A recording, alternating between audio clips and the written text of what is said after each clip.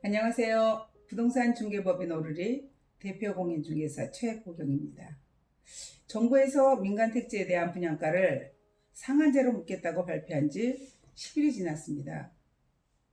지금도 유튜브를 보면 분양가 상한제에 대한 내용을 주제로 영상이 올라오고 있습니다. 폭망이라고도 하고 로또라고도 합니다. 발표 전부터 분위기를 조성했으나 일단 발표가 되고 나니까 그에 대한 해석을 제각기 하고 있습니다. 다만 발표된 내용과 지역은 예정일 뿐 확정은 아닙니다. 따라서 10월 초 입법 예고 후 확정 발표 시 어떤 변수가 생기느냐 하는 것도 중요합니다. 일단 정부에서 발표한 내용에 대해서는 지난번 영상에서 설명을 했으니 오늘은 다른 내용으로 접근을 하겠습니다. 현재 공공택지는 분양가를 상한 통제하고 있습니다. 그런데 민간택지에 대해서는 사유재산권에 대한 지나친 간섭이라는 분위기에서 정부에서 가격을 결정하는데 토지 매입비와 건축비, 그리고 건설사의 이익 등에 대해서 관여할 수 없는 분위기였습니다. 또한 지난 2003년에 출범한 모든 국민에게 꿈과 용기를 주는 희망의 정부를 지향하는 참여정부에서 이미 시도했고 그 결과는 부동산 가격의 폭등으로 이어져 국민을 혼란스럽게 이끌었던 정책입니다. 민간택지에 대한 분양가 상한제를 실시한다는 것은 이미 경험을 했기에 부동산 가격이 폭등되고 부동산 가격을 폭등시키겠다는 의도를 담고 있다고 봐야 합니다.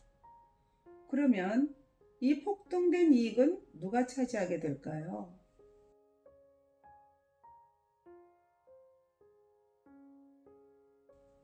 아니면 아무도 차지할 수 없게 될 수도 있습니다.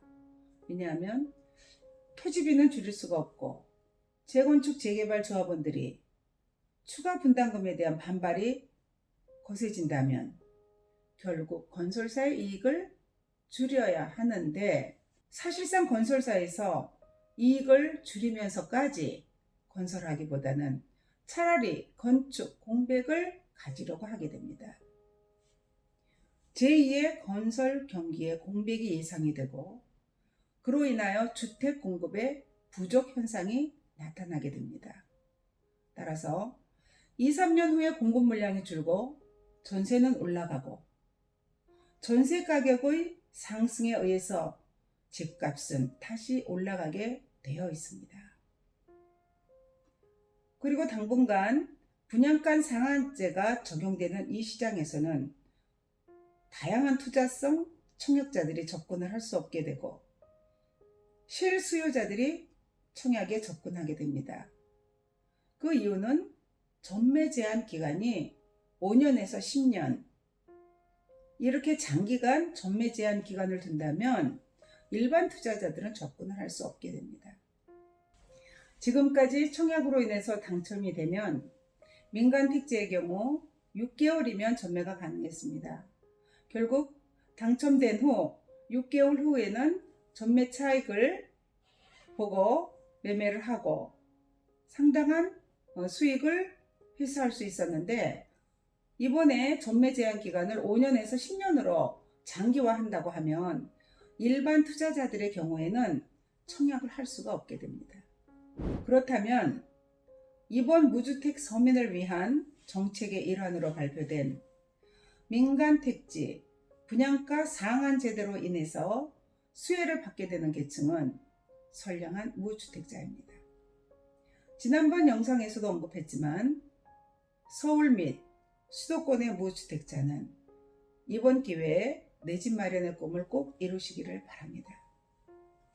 그런데 이 선량한 무주택자도 적어도 30평 정도의 아파트를 청약하기 위해서는 상당한 현금을 보유해야만 분양받은 아파트의 계약금과 잔금을 납입할 수 있게 됩니다. 선량한 무주택자는 그만한 현금을 보유해야 되고 만일 그만한 현금을 보유하지 못했다면 이번 제도는 그림의 떡이라고 볼 수도 있습니다.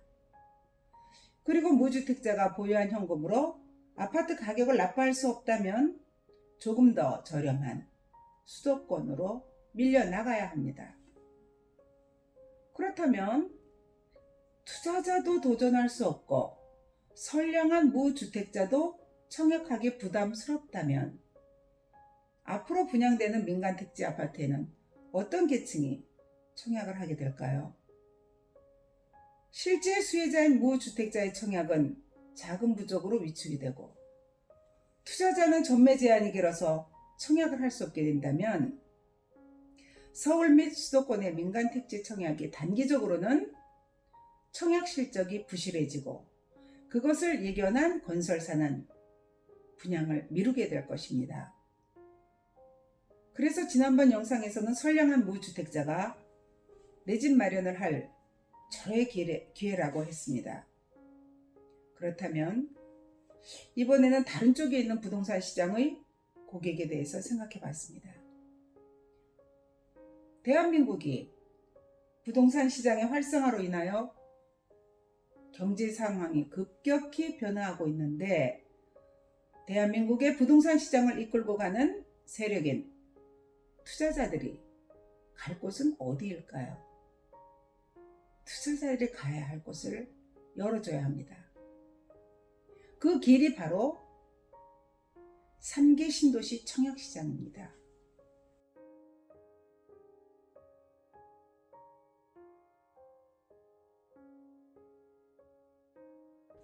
서울 및 수도권의 신규 청약을 막아놨으니 퇴로는 3기 신도시라고 생각합니다. 3기 신도시에서 청약 성공을 약속하며 미리 앞길을 막고 뒷길을 열어둔 상황이 아닌가 생각합니다.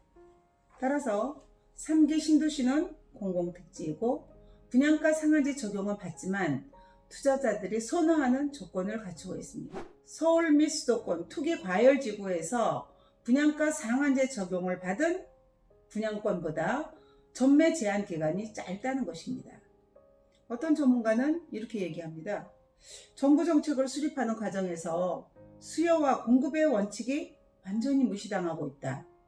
경제적 원리를 안다면, 수요와 공급의 원리를 조금이라도 안다면 지금 이 시점에서 공급이 차단되는 이런 정책을 쓰면 안 되는데 이렇게 진행하는 이유가 뭘까? 이렇게 질문을 던지는 것을 봤습니다. 그것은 바로 3기 신도시를 위해서 서울 및 수도권의 청약 경쟁력을 약화시키는 것이라고 풀이할 수 있습니다. 따라서 투자자들이 가야 할 곳이 어디인가를 고민하지 말고 투자자들이 가서 열기를 띄우고 부동산 시장을 활성화시킬 퇴로를 열어준 것을 알아야 합니다. 그 또한 절호의 기회로 활용해야 합니다. 지난 13일 분양가 상한제 발표하고 나서 첫 동영상을 촬영할 때 제가 언급했습니다. 투자자들은 전매 제한이 느슨한 비수도권으로 이동할 것이다. 따라서 3기 신도시로 이동할 투자자들의 발길은 지역 분석 등을 이미 하고 있다고 생각합니다. 이번에 투자자들이 접근할 수 없는 서울 및 수도권에는 정말 순수한 무주택자들에게 양보하시고 자금력 있는 투자자들은 3기 신도시에서 빠른 순환으로 인해 재력을 축적하시기 바랍니다. 3기 신도시를 살리기 위한 선 대책이라는 생각을 해봤습니다. 감사합니다. 이 내용이 도움이 된다면 구독을 눌러주세요. 지금까지 중개법인 오르리 대표 최보경이었습니다. 감사합니다.